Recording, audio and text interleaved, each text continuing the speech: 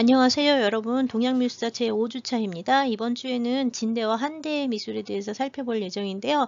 3차 시는 다음과 같이 구성이 되어 있습니다. 먼저 제1차 시는 지금 시간인데 진대의 그 병마용갱을 중심으로 해서 살펴볼 예정이고요. 한대의 미술은 제2차 시와 제3차 시에 걸쳐서 주요 유적들을 중심으로, 유적 출토품들을 중심으로 살펴볼 예정입니다.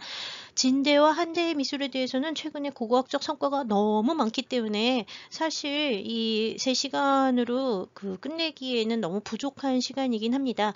그렇지만 여러 가지 중국 미술사의 다양성이나 풍부함으로 볼 때 다른 시간과의 비중을 고려해서 그냥 3차시 수업으로 조금 양이 많긴 하지만 진행하도록 하겠습니다. 네, 지난 시간에 춘추 전국 시대 이후로 이제 중국이 여러 나라로 갈라져서 이제 그 작은 소국들로 나누어져서 지냈고, 그다음에 이제 전국 시대에 되면은 이제 전국 칠웅 같은 7개의 중요한 나라들이 이제 등장을 한다 그랬는데요. 지금 보시고 있는 지도는 그 전국 시대의 지도입니다. 지난 시간에도 보셨고요. 여기에서 이제 여러 전국 칠웅 중에서 특히 여기 함양이라고 샨양 또는 함양이라고 하는 데를 수도로 뒀던 진나라가 요 진짜 꼭 기억하세요. 진시황제 할 때 나오는 진자는 이렇게 쓰는 진자입니다. 이 춘추 전국 시대부터 시작을 해서 진이라는 나라가 상당히 많아요. 여기도 벌써 같은 나라에 여기 보면 진이라는 나라가 하나가 더 있죠. 그래서 중국은 발음은 같은데 그 다음에 요거 진양이라고 써 있는 요것도 이제 서진할 때 나오는 진자는 이거거든요. 그래서 한글로 쓰면은 이게 다 같아 보이지만 중국의 한자가 다 다르고요. 중국에서 발음도 약간씩 다릅니다. 그래서 한자를 항상 조심하셔야 된다는 걸 꼭 기억해 주시고요. 이 진나라의 이제 몇 번째 왕이더라? 31대 국왕이었던 시황제가 이제 이 전국 칠홍들을 전부 제패해 나가면서 이 나라들을 다 통일을 했습니다. 그래서 황제로 올라갔죠. 그래서 자기가 첫 번째 황제가 되었다라고 하기 때문에 중국에서 첫 번째 황제다 해서 진시황제, 시황제라는 이름을 부릅니다. 그래서 아쉽게도 이 진은 전국을 통일하고 진시황제가 황제가 된 이후에 별로 오래가지 못합니다. 그래서 진시황제가 이 춘추전국을 다 통일했던 시기가 기원전 221년 정도라고 생각을 하는데요. 기원전 221년 정도라고 생각을 하는데 이때 이제 전국이 다 통일돼서 시황제가 황제가 됐고요. 그러고 난 다음에 사실 이 진나라의 역사는 굉장히 짧아요. 물론 이제 진나라 31대 국왕이긴 했지만 시황제가 된 이후부터는 1대 시황제 가 있고 그 다음에 막내 아들이 이제 왕이 되는데 그 막내 아들은 호회라고 하는 이름을 가졌고요. 진 2세 황제라고 부릅니다. 그래서 진 2세 황제가 있고 그 다음에 진 3세 황제 해서 3대에 끝나고요. 이 망하게 되는 거는 3세 황제가 죽는 게 언제냐 하면 기원전 206년이 되거든요. 그래서 221년부터 206년까지 굉장히 짧은 기간을 가졌던 게 이 진나라의 통일이라고 보시면 되는데요. 그렇지만 이 시황제가 이루어놓은 여러 가지 업적들이 그 다음에 뒤를 이어서 나오는 한나라의 이제 여러 가지 제도적 측면에서의 근간이 되는 부분이 많아서요. 진과 한대의 미술 또는 이제 정치 문화에 대해서는 같이 연결해서 보는 경우도 상당히 많습니다. 여하튼 진나라의 수도 함양은 현재 지금 여러분들이 지금이야 중국을 가기 어렵다고 쳐도 서안이라고 하는 도시가 있죠. 옛날 수도 장안이라고 하는 데인데 이 장안의 역사 유적을 탐방을 하려면 현재 도시인 서안으로 가게 되는데요. 서안에 비행기를 타고 가면은요. 함양국제공항이라고 하는 데서 내립니다. 서안의 국제공항이 있는 함양, 션양꼬지치창이라고 하는 국제공항이 있는 데가 바로 함양, 진나라의 수도가 있었던 곳이라고 보시면 될 것 같아요. 그래서 이제 이 진이 이제 이 나라들을 전부 통일한 게 221년인데요. 이 진대와 한대의 역사 또는 진대 이전의 중국 역사에 대해서 이렇게 기록을 우리가 많이 알 수 있는 것은 기원전 145년에 태어나서 기원전 기원전 85년에 죽은 사마천이라는 사람이 있어요. 사마천이라는 사람이 있는데 이 사람이 사마씨죠. 성은 사마씨고 이름은 천인데 사마천이라는 사람이 사기라는 책을 써놔서 이 사기에 나오는 그 내용을 가지고 진나라의 역사를 우리가 이해할 수가 있습니다. 이어지는 그 한대의 역사, 한해 건국에 대해서도 역시 사기에 의해서 이야기를 하는 경우가 많아요. 이 사기는 현재 이제 한국어로 번역이 돼 있으니까 여러분들 이제 그거 좀 보시면 될 것 같고요. 오늘 이제 이 진시황제라고 하는 사람에 대해서 이제 주로 보게 되는데요. 이 진시황제는 기원전 259년에 태어났습니다. 그래서 진나라의 그 당시에 이제 왕자였던 장량왕이라고 하는 사람이 있는데 이 장량왕이라는 사람의 큰 아들로 태어났어요. 장량왕의 성은 진씨의 왕실성은 영씨예요. 영이라고 씁니다. 그래서 성은 영씨고요. 이름은 정이에요. 그래서 영정이 원래 이름이에요. 그러니까 사람으로 치면은 영정이 되는 거고요. 나중에 이제 진나라의 31대 왕으로 오르게 됩니다. 이 진양왕이라는 사람은 그 당시에 조나라의 이제 볼모처럼 이렇게 와 있었는데 그 당시 조나라에 있었던 여불위라는 사람이 그 장량왕을 도와서 이 장량왕을 이제 진나라의 국왕으로 나중에 앉히게 되는데요. 이 장량왕이 이제 영씨의 이름이 자초해서 영자초라는 사람이었는데 이 영자초라는 사람이 그 여북일가 이제 계속 도와주잖아요, 이 사람을. 그래서 이 여북일가 영자초한테 자기가 아끼던 여자를 하나 선물을 하는데 그 사람이 조씨성을 가진 계집이다 해서 조희라고 불러요. 그래서 이 영자초와 조희의 아들인 영정으로 태어난 사람이 진시황제예요. 이 사람은 여하튼 영자초의 아버지가 일단 진나라로 돌아가서 왕이 되고요. 가자마자 죽어서 그 영자초가 또 왕이 됐는데 왕이 되고 이 사람 또 금방 죽어요. 그래서 어린 나이인 13살에 영자초의 큰아들인 영정이 이제 왕위에 올랐는데 뭐 그 당시에 얘기로는 뭐 이 여북이라는 사람이 이 조희를 갖다가 영자초한테 보낼 때 이미 자기와 관계를 맺어서 이렇게 아이를 임신한 채로 보냈다. 뭐 이런 얘기도 있는데 사기에서는 이제 영자초와 조희가 결혼을 하고 난 다음에 12개월 만에 영정이 태어나서 이 장량왕의 아들이라고 보통 보는 경우도 있죠. 여러 가지 역사에 나오는 얘기들이 야사들이 되게 많고 논란이 많긴 하지만 일단 우리가 사기를 기록을 한다면 장량왕의 아들로 태어났다. 장량왕의 이름 영자초고 진시황제의 이름은 영정이다. 사람 이름은 좀 알 필요가 있죠. 그래서 13세의 왕위에 올랐는데 너무 어렸기 때문에 그 당시에 이 여불위하고 승상인 여불위하고 그 다음에 조태후가 되죠. 아버지의 부인이었으니까 이 조태후가 되는데 이 조태후와 여불위가 이제 대신 섭정을 합니다. 그러다가 이제 기원전 238년부터 이 여불위하고 그 다음에 이제 조희를 몰아내고 자기가 직접 정치를 하면서 부국강병책을 추진을 하는데요. 그리고 나서 이제 230년부터 221년까지 한나라, 위나라, 초나라, 연나라, 조나라, 제나라를 모두 다 전국 칠홍이라고 하는 나라를 모두 다 멸망을 시키고 중국을 통일해서 처음으로 자기가 첫 번째 황제가 됐다 해서 시황제라고 하는 이름을 진시황제라고 하는 게 이제 이래서 기원전 221년 전국 통일한 다음에 시작을 합니다. 이 사람이 했던 중요한 거는 전국을 연결하는 도로망을 건설을 하고 그 다음에 군현제를 실시를 하는데 진의 군현제가 사실은 그 다음에 한의 군현제로 바로 이어지게 돼요.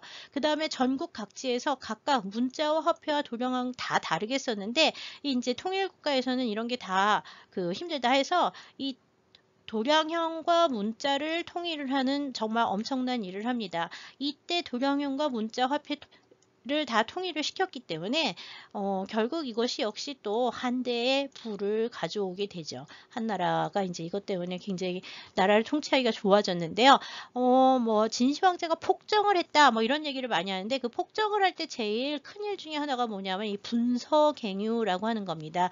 책을 불태우고 유학자들을 파묻었다라고 하는 거예요. 그래서 그 당시에 왜 제자백가가 나오면서 굉장히 사상이 많아지잖아요. 그래서 이 통일하는 데 있어서 여러 가지 사상이 있는 게 문제라고 생각을 해서 중요한 책들을 남겨놓고 다 불을 태우고 그다음에 이제 유학자들을 갖다가 다 파묻었다고 얘기를 해요. 진시 황제는 사실 유학보다는 법과 사상을 많이 따랐다고 알려져 있습니다.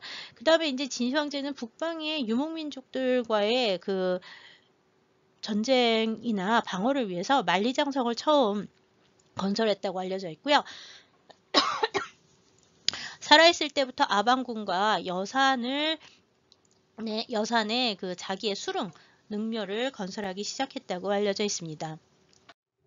자, 사마천의 사기에 여산능의 축조나 내용에 대해서 기록을 해놓은 게 있는데요. 진시황은 자기가 처음 즉위했을 때부터 이제 사후를 위해서 여산능을 갖다가 만들었다고 알려져 있고요. 천하통일 직후부터 천하통일 할 때 전쟁해가지고 얻은 포로들 있잖아요. 전쟁 포로들, 죄수들을 갖다가 보내서 이 70만 명을 들여서 능의 축조를 진행했다고 알려져 있어요. 능은 3천, 3개의 샘을 파고 그 다음에 이제 물 흐름을 막은 다음에 가운데에다가 3개의 물길이 흐르는 가운데에다가 방을 만들고 전각과 궁전을 만들고 그 다음에 각 방마다 전부 다 기유하고 진귀한 물건을 가서 가득 채웠다 그래요. 그리고 능 주위에는 수은으로 사람들이 못 들어가게 수은으로 강과 바다를 만들어서 자연을 갖다가 만들고 그 다음에 위에는 하늘을 만들어서 별들을 표현을 했다고 알려져 있고요. 그 다음에 아래로는 지상의 세계를 갖추어서 하늘과 땅에 있는 모든 것을 넣어서 만드는 정말 말할 수 없이 거대하고 그 다음에 이제 호화롭고 독특한 능을 만들었다고 알려져 있는데요. 이 문헌에 나오는 사마천 사기에 나오는 여산능의 이런 예술적인 위치들, 강과 바다를 만들고 산을 만들고 그다음에 하늘도 만들고 이랬다고 하는 그런 것들은 이게 우주와 자연을 갖다가 그대로 인공적으로 축소해서 자신의 능에다가 넣음으로써 죽은 이후의 세계가 살고 있던 현실 세계를 그대로 축소해서 진시 황제가 저 세상으로도 가져가기를 원했다는 것을 알려주고 있습니다. 진시 황제는 아쉽게도 그렇게 오래 살지는 못했어요. 13세에 왕이 돼서요. 전쟁한 다음에 50세에 죽습니다. 50세에 죽어서 상당히 일찍 죽죠. 50세에 죽었고 그 다음에 진시황의 아들인 호해라고 하는 사람이 2대 왕이 됐는데 이 호해는 진시황 아들이 20몇 명이 있었는데 막내예요. 막내가 위에 형들을 갖다가 다 죽이고 왕이 됐는데 왕이 이제 229년에 돼가지고요. 229년에 태어나서 207년에 이제 죽게 되는데 여하튼 왕이 돼서 바로 그 다음인가 이렇게 죽게 되고요. 그 다음 3년 있다가 죽었나 이제 이러고 그 다음에 이제 호해의 조카인 자영이라는 사람이 그 다음 왕이 되는데 이 사람 역시 금방 금방 이제 나라가 무너지게 됩니다. 이 사람이 이제 22세 때 왕이 됐는데 호해를 죽이고 이제 자기가 왕이 되는데 그러고 난 다음에 이제 자영은 고조 유방한테 항복을 해요. 그래서 고조 유방은 목숨을 살려줬는데 유방하고 같이 싸우던 사람이 그 당시에 초나라의 패왕 항우라고 하는 사람이 있었는데요. 이 항우가 와가지고서는 자영을 죽입니다. 그래서 자영이 죽은 게 206년이 돼요. 206년. 그래서 호해를 죽이고 왕이 된 자영이 그 다음에 바로 죽어서요. 진나라의 대는 여기서 끝나게 됩니다. 그리고 이제 항우하고 유방하고 싸우다가 고조 유방이 202년에 한을 세우고 한나라의 고조가 이제 되죠. 항우는 이제 그 당시에 자기가 자결을 하게 되고요. 그래서 이 진대부터 이제 한해 건설까지 굉장히 드라마틱한 얘기들이 워낙 책이나 초한지 이런 책들이 다 진시황과 유방과 항우에 관련된 얘기들이라고 보시면 되고요. 기록에는 이 여산능에 대한 얘기가 굉장히 이렇게 많이 나오고 아주 화려하고 장대한 공간을 짓는데 이 진시황이 너무 낭비를 했기 때문에 결국은 이제 이 진이 금방 망하게 됐다. 이런 식으로 이제 많이 비판적으로 쓰게 되는데요. 여산능이라고 하는 데는 위치가 여산이 지금도 있어요. 그래서 여산능이라는 데가 어딘지는 알고 있는데 능 입구를 못 찾고 있는 데다가 여기에 이제 뭐가 있을지 잘 모르니까 그동안 아주 오랜 기간 동안 진시황이 여산능에 대해서는 대해서는 별로 알려진 바가 없었습니다. 그러다가 이제 1974년에 이 여산릉 근처에서 처음으로 이상한 유물들이 이제 나오기 시작을 하면서 진시황의 여산릉 기록에 대해서 이제 다시 이제 그 평가를 하기 시작을 했죠.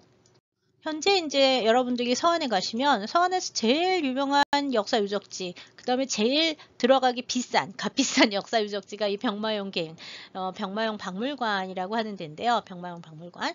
이 병마용이라고 하는 거는 여기 이제 용이라고 하는 것은 이따가 보시겠지만 허수아비라는 뜻이에요. 그래서 이 병마용이라고 하는 거는 용자는 이제 이렇게 허수아비 용자를 쓰는 한자입니다. 그래서 병마용이 들어있는 구멍이다. 그래서 병마용갱이라고 부르는 거고요.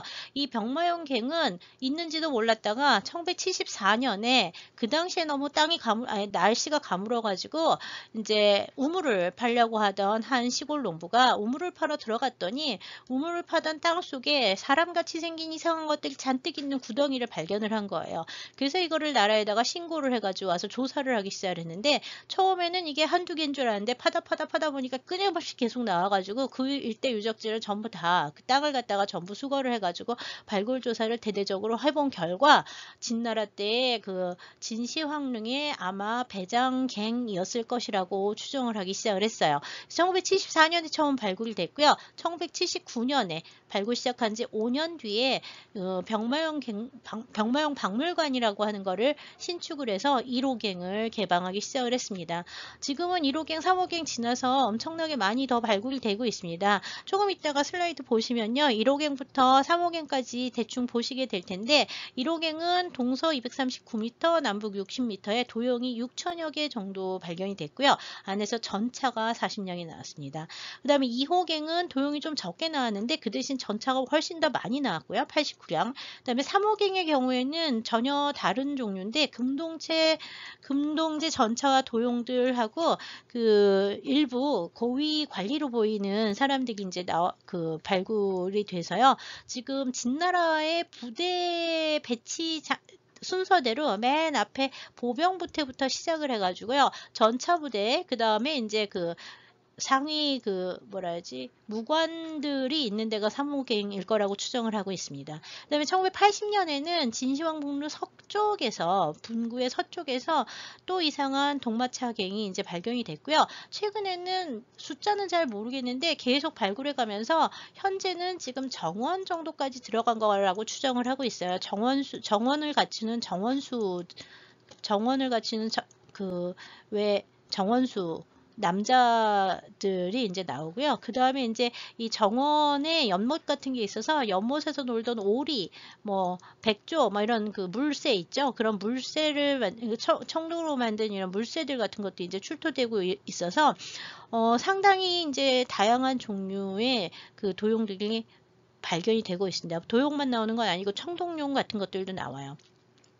1991년에는 이제 3호갱까지 개방을 했고요. 현재는 박물관을 그 주위에 더 크게 지어서 진시황 병마용갱 박물관이라고 하는 거대한 박물관이 있습니다. 현재는 이 병마용갱을 가려면 옛날에는 1호갱 앞에까지 차가 들어갔는데 지금은 그 일대를 전부 다 유적 공원 같은 거로 바꿔가지고요. 이제는 이제 입구에서부터 한 1km 앞에서부터 걸어 들어가거나 아니면 이제 전동차 타고 들어가야지 병마용갱 박물관 있는 데까지 갈 수가 있습니다. 현재도 발굴은 계속 진행되고 있습니다. 네, 지금 보시고 있는 게 옛날 발굴하기 이전의 여산의 모습입니다. 여산릉이라고 하는 게 이렇게 산이에요.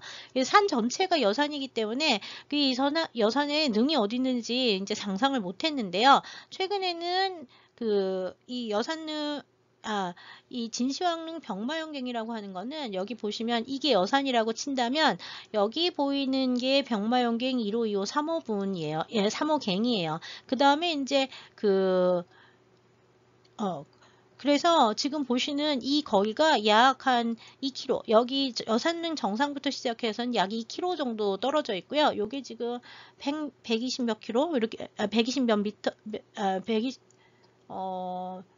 1206m 뭐 이렇게 돼 있는데, 그러니까 1km가 좀 넘습니다. 그래서 2km 가량 될 거라고 보고 있어요. 그래서 이 내부가 지금 여기서부터 여기까지 이제가 다 능원구일 거라고 추정을 하고 있는데요.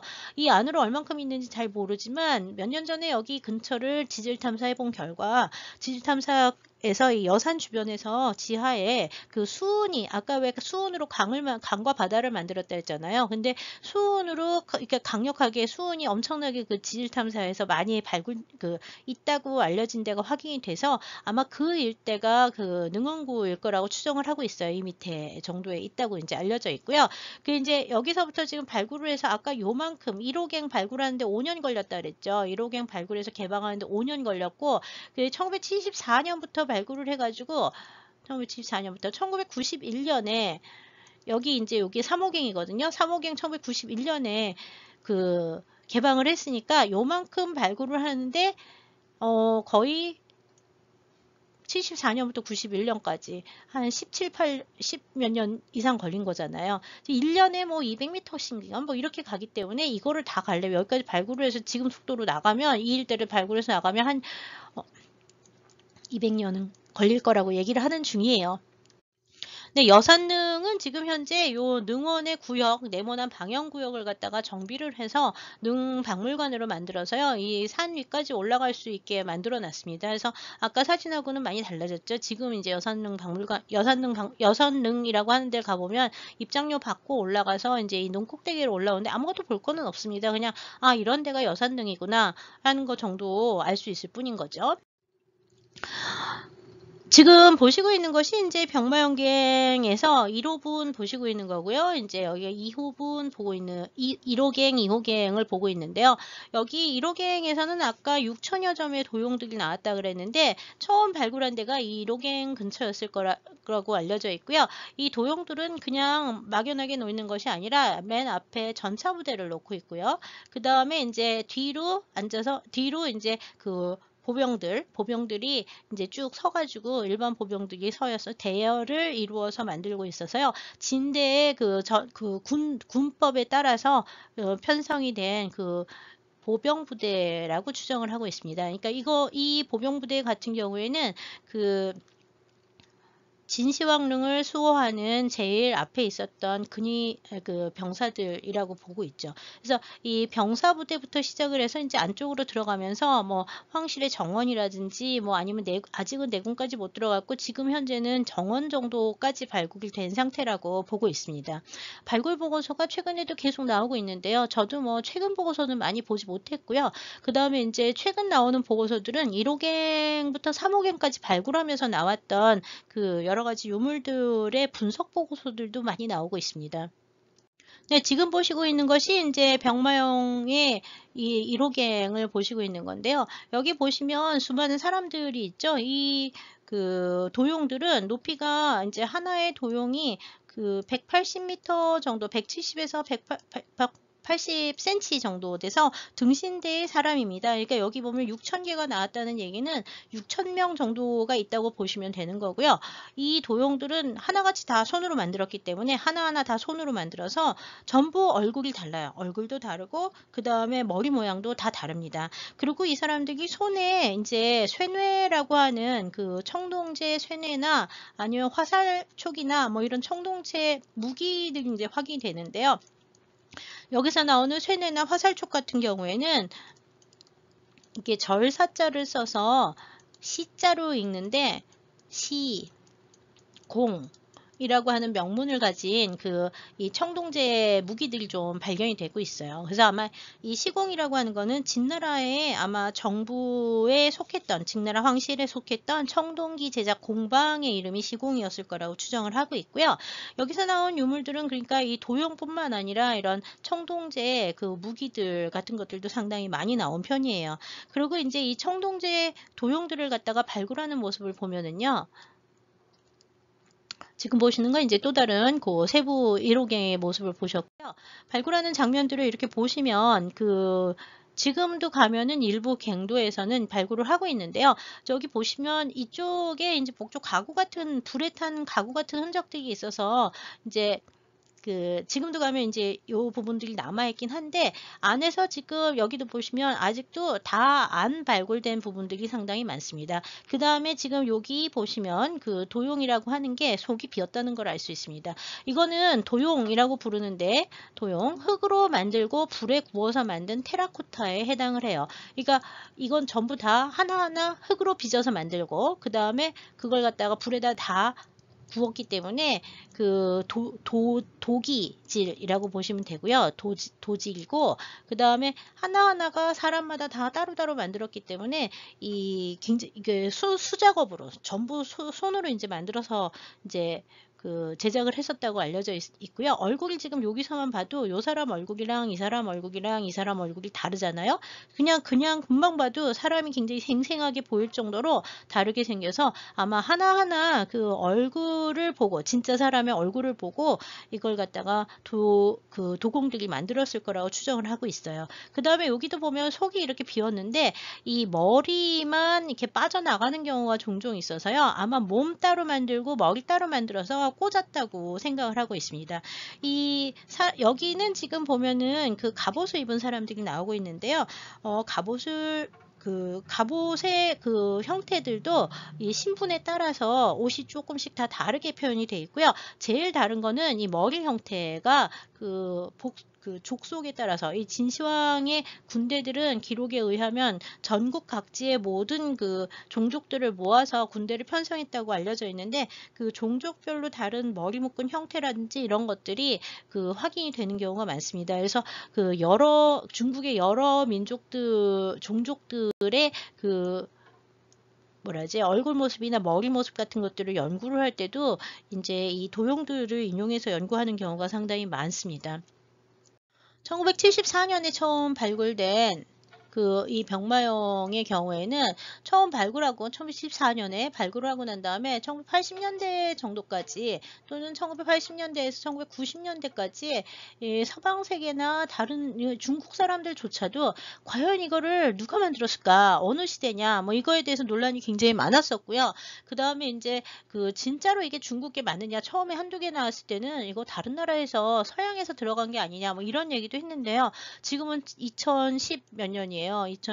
올해가 2020년이잖아요. 이 2020년 현재에는 병마용에 대해서 발굴한 지 워낙 오래도 됐고, 그동안 너무 많은 조사와 그 다음에 중국 전역에서 너무 많은 유적들이 나오면서 이렇게 어떻게 사실적이고 생생한 인체 표현이 진나라 때 가능했느냐, 처음에는 이런 게 다 문제다라고 얘기를 했으면 이미 춘추전국 시대에 그런 또 사람을 표현하진 않았지만, 지난번에 여러분들 왜 청동기에서 이미 코끼리를 닮았다, 코끼리 아니라 코뿔소를 닮았다든지, 새를 닮았다든지, 이렇게 동물을 닮은 아주 사실적인 청동기들이 있었잖아요. 그래서 춘추전국 시대에 이미 그런 조용성들을 가지고 있었다고 보고 있어요.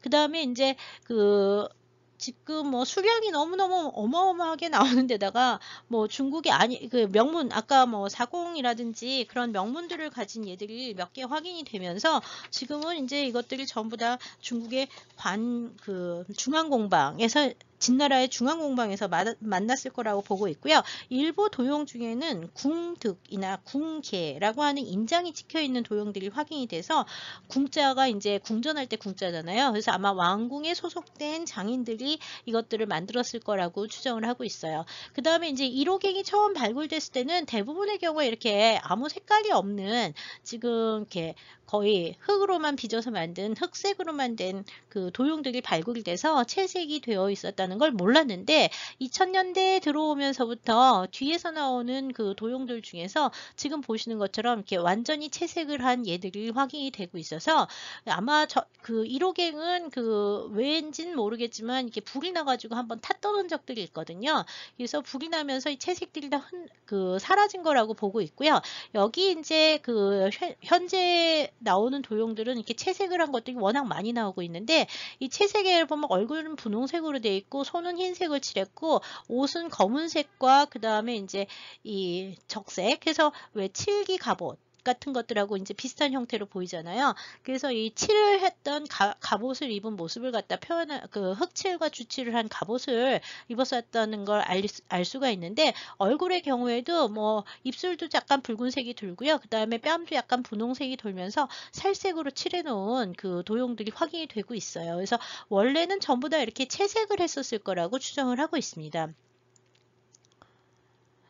지금 제가 낙서를 해놔서 몇 개 보이지는 않는데 하여튼 사람의 얼굴이나 머리 모습이 지금 다 다르죠. 여긴 좀 젊은 사람이 있는가 하면 수염 난 사람도 있고요. 좀 뚱뚱한 사람이 있는가 하면 여기는 머리 모양이 완전히 다른 형태가 보이고 좀 날씬한 사람도 있고 그래서 그 얼굴 형태가 전부 다 하나씩 다 다르게 생겼고요. 이게 그냥 보기에 얼굴이 다른 것뿐만 아니라 이 다음 장에서 보시는 것처럼 그 뒷부분에 머리를 보시면 머리를 묶은 것도 모자를 쓴 사람이 있는가 하면 하나로 올린 사람이 있고 그다음에 이렇게 여러 개로 묶어가지고 틀어 올린 사람들이 있는데 이러한 기록들이 진대의 기록에 여러 가지 이민족들의 표현하고 많이 맞는다 그래요. 그래서 그런 민족지적 그 당시 그 진대 민족지적 모습들을 갖다가 연구하는 것들도 상당히 많이 진척이 돼 있는 편이고요.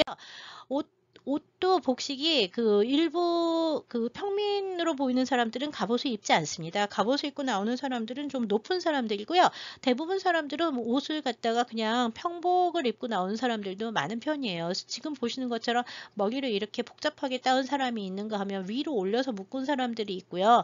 이게 다 다르다고 알려져 있습니다. 그래서 종족적 특징들을 이제 문헌과 비교해서 연구할 때도 많이 그 활용 자료로 쓰이고 있습니다. 근데 뭐 워낙 많으니까 사실 이걸 갖다가 다 연구를 외국인들이 잘하기는 힘들어요. 보통 병마용박물관 소속 학예사들이 제일 논문을 많이 발표하는 편이고요. 서원 지역에 이제 대학에서 연구를 하는 고고학자들 또는 미술사 학자들이 이제 이에 대한 연구들을 많이 하고 있습니다. 지금 보시는 것처럼 그 색깔이 없어진 얘를 왼쪽에 보시고 있고요. 이제 오른쪽에 있는 것은 이제 색이 굉장히 잘 남아있는 걸 보는데 이 왼쪽에 있는 것도 지금 색이 있다고 생각을 해보시면 이게 흰 눈동자에 흰색 눈에다가 그 검은 눈동자를 표현하는 것까지 이제 색채를 다 입혀놓았다고 보면 아까 왜 6천여 개의 도용들이 전부 다 이런 식으로 채색을 입혔던 흔적이 있다고 지금 추정을 하는 거로 봐서는요. 굉장히 원래 처음 만들었을 때는 지금 우리가 보는 거랑은 또 굉장히 다른 모습으로 만들어졌을 거고 사실 보면은 이렇게 좀 살짝 무서울 수도 있는 느낌의 정말 생생한 도용들이었다고 추정을 하고 있습니다.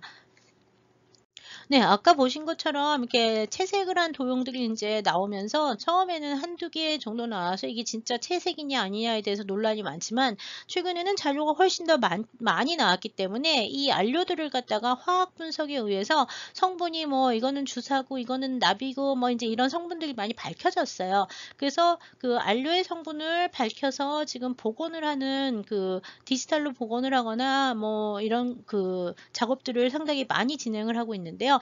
그 당시 이제 그 복원을 해서 나온 것들을 보면 굉장히 색깔이 다채로운 편이고요. 아주 생생한 모습들을 갖고 있는데요. 지금 보시면 손을 이렇게 약간 들어가지고 뭔가 이렇게 잡은 것처럼 보이잖아요. 그래서 여기 이제 잡은 것들이 뭐냐에 대한 연구들도 많이 하고 있는데 이건 무기를 잡았을 거라고 추정을 하고 있습니다. 예, 지금 보시는 것처럼 그 쇠뇌라고 하는 거를 들었던 흔적들도 있고요. 창을 들었던 경우도 있고요. 그래서 그 근처에서 나오는 무기들하고 이런 거를 비교해서 지금 보는 것처럼 그 무기를 들어서 앉은 자세로 있었던 이런 사람들은 사수가 되는 거죠. 그래서 이제 이런 그 복원 작업이나 원래 형태가 어떤가에 대한 연구들이 많이 진전이 돼 있고요. 진나라가 통일을 할 수 있을 때 제일 기반이 됐었던 강력한 국력의 바탕이 지금 보시고 있는 이런 그 무기들이나 군 부대였을 거라고 추정을 하고 있는데요. 진대 무기 지금 진시황 병마용계에서 나오는 무기들은요. 뭐 쇠뇌나 화살촉이나 다 청동제예요. 철제 무기가 별로 발굴에서는 나오지는 않는 편입니다. 대체로 청동제 무기가 현재는 많이 나오고 있어서 이제 진나라가 그 철기를 근간으로 해서 승리했다 뭐 이런 얘기들에 대해서 어떻게 봐야 되는가. 진시황의 병마용계는 대부분 다 의례적인 속성이 있어서 그런지 모르겠지만 청동제 무기가 많이 나온다라는 걸 좀 기억해 주시면 좋겠습니다. 그 다음에 지금 보시는 것처럼 그 왼쪽에 보시면 발바닥인데요. 이거 신발바닥이거든요. 이렇게 오돌도돌하게 신발바닥 표현한 게 보이고 있고요. 그 다음에 이제 그 사람의 모습이나 자세에 따라서 지금 보시는 것처럼 뭐 당수를 하는 자세라든지 아니면 좀 높은 그 지위가 높은 그 무관의 경우에는 옷의 복식이 다른데 이 복식들은 진나라 기록에 나오는 여복지 같은 데 나오는 기록들의 복식들하고 나와서요. 중국에서는 이게 몇 급 무관 정도 될 것이다. 뭐 이런 추정의 연구들도 진행을 하고 있습니다. 네, 지금 보시고 있는 것이 이제 91년에 그 개방했다는 3호갱의 모습인데요. 여기는 지금 좀 작은 공간에 지휘부의 장수들로 보이는 사람들이 모여서 회의하는 장면하고 그다음에 동마차 같은 것이 나왔는데요. 이 말과 마차가 상당히 많이 나오는 편입니다. 전차가 아까 엄청나게 많이 나왔다는 얘기를 드렸는데요. 여기 병마용갱에서 나오는 마차들은 대부분 다 크기가 등신대에 가까운 크기로 이제 나오고 있는데요. 이거 말고 이제 아까 서쪽 분구에서 별도로 나왔다고 하는 게 있었죠. 지금 보시고 있는 게 그 서쪽 분구에서 나온 건데, 진시황릉 여산릉이 여기 있으면 병마용이 여기 있잖아요. 근데 여산릉의 서쪽 지점이니까 아마 이쪽인가 뭐 이랬던 것 같은데, 이쪽 지점에 별도로 나왔는데요. 요거는 전체가 전부 다 2대의 마차가 나왔는데, 한 구덩이에서 2대의 마차가 지금 한 채, 2채가 나왔는데, 첫 번째랑 두 번째랑 또 중요한 거는 여기 마부가 있어요. 여기 마부가 있고 여기도 이제 마부가 있는데 마차의 크기가 좀 다르고요. 뒤에 보면은 이 앞쪽에 있는 거는 이제 요렇게 해가지고서는 우산 같은 게 이제 달린 마차가 나오고요. 그 다음에 이제 뒤에 있는 마차는 조금 또 다른 형태로 생겼는데, 요 뒤에 거 같은 경우에는 아마 홀령을 싣고 가는 마차가 아닐까 이렇게 추정을 하고 있고요. 이것들은 다 금동으로 만들어져 있는데, 지금 발굴 당시에는 금동이 안 나와 있지만 현재 박물관에 가보면 금동이 이제 복원이 많이 돼 있어요. 근데 이거는 실제 크기의 4분의 1 정도로 좀 작게 만들었던 건데요. 지금 보시고 있는 것 같은 마차들이 이제 있죠. 여기 보시면은 이제 이 산계라고 해서 이제 우산이 있고 이제 앞에서 모는 사람이 있고요. 하나는 이렇게 완전히 둘러싸이는 막혀 있는 게 있는데, 이 우산 같은 경우에는요, 지금 보시면 우산을 고치고 있는 장면이 보이고 있잖아요. 이거 복원을 해서 이제 재현을 해본 결과 지금 우산처럼 이렇게 열고 닫을 수 있는 구조를 가지고 있다 그래요. 그래서 병마용갱 박물관 지하에 이렇게 내려가시면 항상 이 복제품 만들어가지고 이 우산을 펴고 닫고 뭐 이제 이런 기능들을 보여주는데요. 마차들은 굉장히 마차의 동마차나 뭐 이런 것들은 굉장히 정교하게 만들어져서 실제 사용이 가능할 정도로 정말 기계적인 부분들이 잘 해결이 돼 있어서요. 대부분 다 주조로 해서 만들었는데, 주조 기술과 과학 기술 같은 것이 상당히 고도로 발전한 수준이었었다는 것을 알 수가 있습니다. 네, 지금 보시고 있는 것은 9801호갱.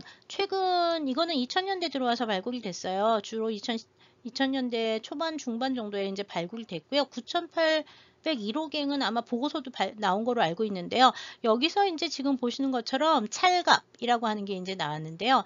이 찰갑은요, 뭘로 만들어졌냐 하면 석재예요. 돌로 만들었습니다. 돌로 만든 찰갑이 이제 발굴 당시의 모습이고요. 이제 현재 복원해 놓은 모습은 이런 형태로 되고 있어서요.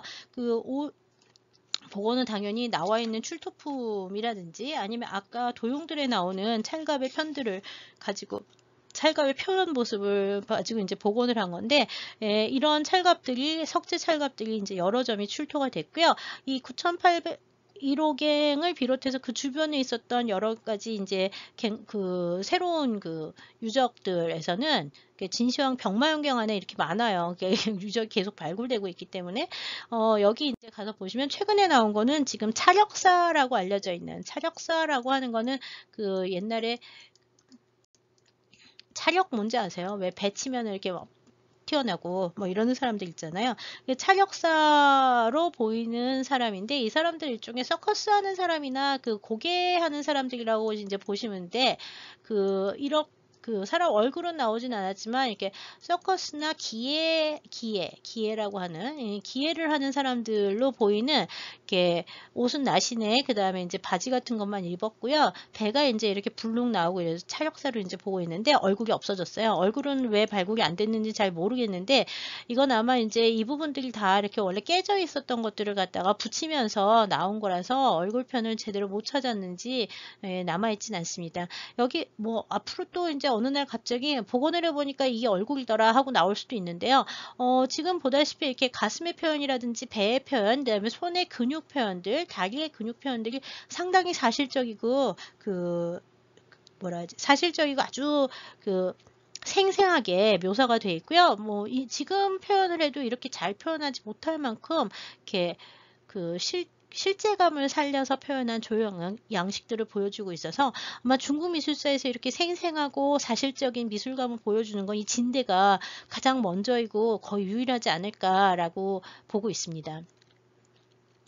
이 찰력사들은 조금 전에 보신 뚱뚱한 사람들 뿐만 아니라 지금 이렇게 갈비뼈 보이는 이렇게 바짝 마른 사람들 같은 사람들도 나왔고요. 그 다음에 얼굴이 지금 나온 찰력사 중에는 지금처럼 좀 더 이렇게 날씬한 사람이 있는데, 손을 이렇게 하늘로 올리고 다리를 이제 구부린 이런 자세, 그러니까 여러 명이 이제 한꺼번에 나왔는데, 이런 얼굴도 이제 확인이 되고 있어서요. 여러 가지 형태가 있었다고 보고 있습니다. 네, 지금 보시는 거는 서안에 가시면 섬선성 역사박물관이라고 하는 그 성박물관 제일 큰 것이 있는데요. 이 섬선성 역사박물관에 가면 항상 최근에 발굴된 진시황의 이제 출토품들 주요 유물들을 전시하고 있는데요. 이게 이제 이건 가장 최근은 아니고 한 2015년 정도에 이제 나왔던 건데요.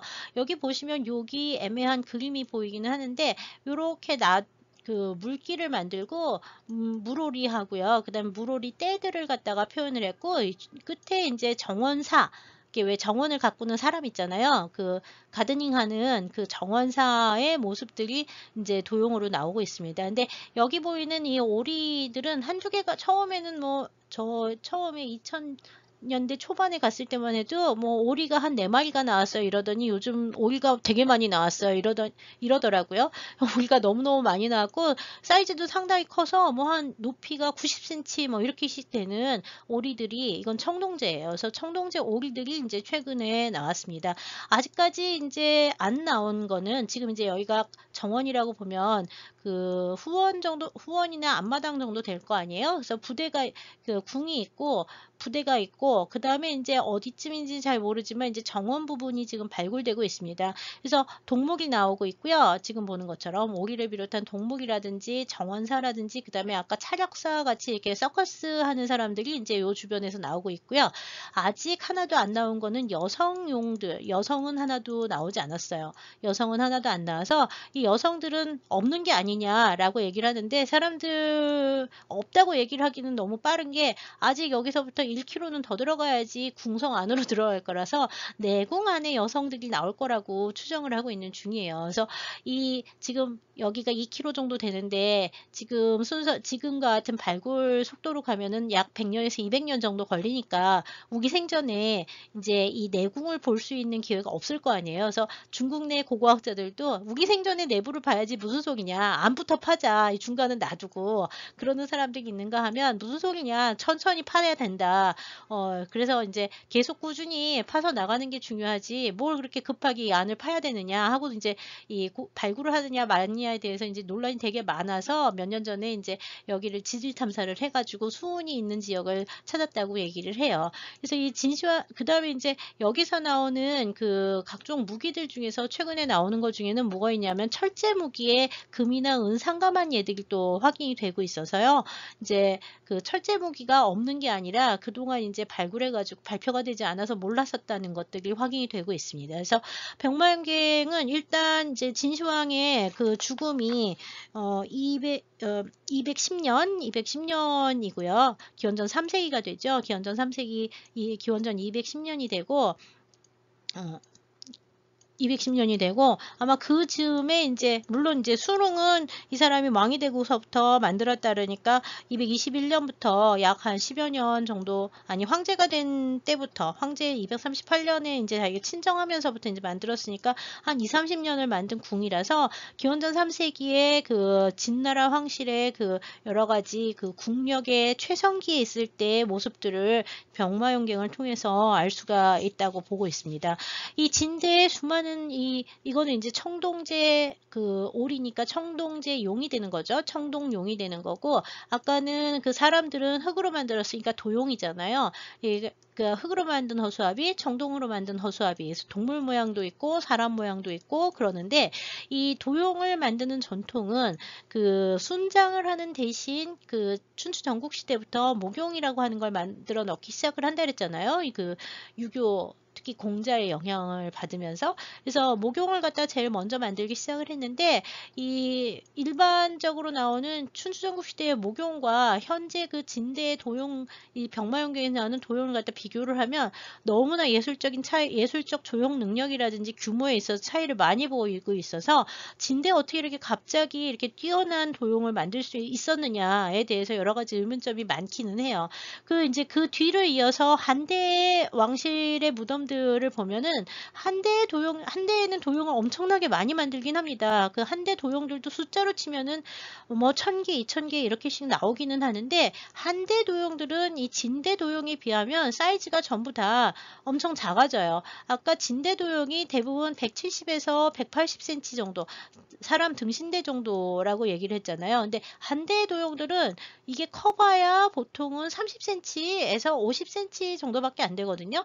그래서 뭐 크기로 보면은 사람 크기가 이만하면 180에서 그 50cm밖에 안 되면 요만밖에 안 되니까 4분의 1 정도로 크기가 확 줄어들거든요. 그 다음에 그 진대 도용들은 지금 보면 하나하나 다 손으로 따로따로 만들어서 같은 게 하나도 없고 전부 다르게 나온다 그랬잖아요. 나오는 게 지금 전부 다 다른데 지금 한대 도용 같은 경우에는 그렇게 만들어지지 않아요. 한대 도용들은 좀 이따 좀 보시겠지만 한대 도용은 다 똑같이 생겼어요. 왜냐하면 틀로 찍어서 만들거든요. 틀에 찍어서 만들기 때문에 다 똑같이 생긴 것들 사이즈도 비슷하고 얼굴 다 비슷하고 틀에 찍어서 만드는 용들을 대량으로 만들기 때문에 이제 이 한대 도용들은 워낙 일찍부터 많이 알려져 있어서 한대 도용을 보던 사람들도 역시 진대 도용 어떻게 이렇게 이상하고 독특하고 뛰어나게 만들 수 있었을까에 대해서 논란이 많았는데요. 최근 이제 2000년대 지나면서 여러 가지 유적들의 발굴과 진대 유적의 규모가 좀 더 확인이 되고 진대 유적이 사실 지금 병마용 말고도 여러 곳에서 진대 유적들이 좀 확인이 되고 있어요. 기원전 3세기 유적들이 확인이 된다는 얘기죠. 그래서 그 진대 유적들을 확인해 보면 아마 진대 그 진시황이 도용이나 아니면 아방궁이나 자기의 능묘와 아방궁과 같은 그 거대한 능묘와 궁전을 만들면서 부렸던 사치, 왕의 사치와 권력의 남용 같은 것들이 진을 멸망시킨 거로 봤기 때문에 한나라의 고조나 한나라의 유교를 숭상하던 이 한나라에서는 이 진대의 사치와 진대의 진시 황제가 했던 일들을 그대로 할 수가 없어서 이 도용을 만드는 방식을 바꿔서 훨씬 더 규모가 작고 그 다음에 이제 똑같은 양식의 그 단순한 기법으로 빨리 만들어내는 것들을 발전시켰을 거라고 보고 있어요. 그래서 이 진대와 한대 도용들을 얘기를 하거나 진대와 한대의 문화를 갖다 얘기를 할 때 제일 다른 게 뭐냐면 진대만 하더라도 그 춘추전국 시대 것처럼 이렇게 사치 부리는 거나 아니면 뭐 아주 그 대규모의 그 왕의 왕의 그 정권 내지는 이렇게 왕의 권력을 보여주기 위해서 이렇게 엄청난 양의 조형물들을 만들면서 자기의 위세를 과시를 했다면 한대의 경우에는 바로 그 진의 통일과 진의 권력을 부리면서 그걸 사치라는 말로 쉽게 말을 하긴 하지만 여하튼 이 위세품이라고 하는 거의 성격이라고 하는 게 물질로 되는 것이라기보다는 진짜로 그 한의 그 위덕에 복종을 해야 된다라는 모범을 보여야 된다고 생각을 했기 때문에요. 사치라고 하는 것은 절대로 금지하고 일단 그 굉장히 검역하면서 오히려 더 그 여러 사람들이 보편적으로 쓸 수 있는 것들 또는 좀 더 여러 사람을 보편적으로 쉽게 만들 수 있는 것들, 이게 노동 집약적인 수공예보다는 대량 생산의 가능성을 보여주는 것들로 그 물건의 제작 방식이 변화하게 되는 것을 볼 수가 있습니다. 여하튼 이 진과 한대라고 하는 것은 중국 문화에 있어서 가장 중요한 고전기라고 할 수 있기 때문에요. 이 진대에 대해서 오늘 살펴보았고요. 한대 그 아방궁이라든지 뭐 건축에 대해서는 별로 말씀을 드릴 게 없는 게, 아방궁 같은 경우에는 뭐 북이 뭐 석 달 동안 탔다 뭐 이런 얘기도 있잖아요. 그래서 그 진대 물론 아방궁 유적도 지금 현재는 발굴이 많이 됐습니다. 그래서 뭐 기와가 나온다든지 뭐 유적의 규모가 밝혀진다든지 이런 것들이 많이 밝혀지긴 했지만 그 부분에 대해서는 뭐 건축사 같은 데서 따로 또 알아보시는 게 좋을 것 같습니다. 오늘은 1차시 진대 미술은 주로 도용과 지금 보시는 몇 개의 청동용, 그 다음에 이제 이 여산릉의 역사 등을 중심으로 해서 그 강의를 했고요. 다음 시간 제 2차시에서는 한대의 유물에 대해서 살펴보도록 하겠습니다. 네, 감사합니다.